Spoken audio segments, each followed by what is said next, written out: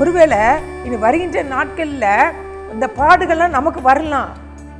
தேவாலயத்து போக முடியாதபடி, சுவிசேஷம் அறிவிக்க முடியாதபடி, ஆண்டவருடைய நாமத்தை மற்றவர்களுக்கு நம்ம அறிவிக்க முடியாதபடி, அன்பை வெளிப்படுத்த முடியாதபடி, இப்படிப்பட்ட கஷ்ட காலங்கள் கூட இந்த நூற்றாண்டிலே நமக்கு வரலாம்.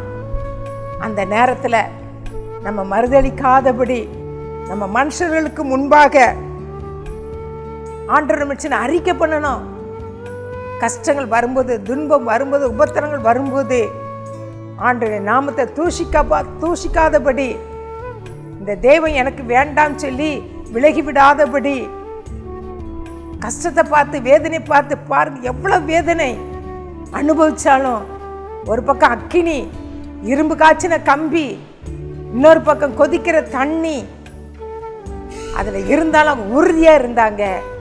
அதே போல் நம்முடைய வரப்போகின்ற நாட்களில் நம்ம ஆண்டவருக்காக ஒரு இரத்த சாட்சியை மறிக்க நேர்ந்தாலும், அந்த கஷ்டத்தின் மத்தியிலையும் அடுத்த மரணத்துக்கு அப்புறம் நமக்கு ஒரு வாழ்க்கை, பரலோக வாழ்க்கை. அந்த பரலோகத்தில் நம்ம என்ன செய்வோம்?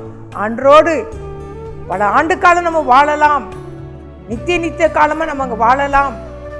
அந்த நம்பிக்கையோடு நம்ம தைரியமாக இந்த நாளில் நம்ம தீர்மானம் எடுப்போம்.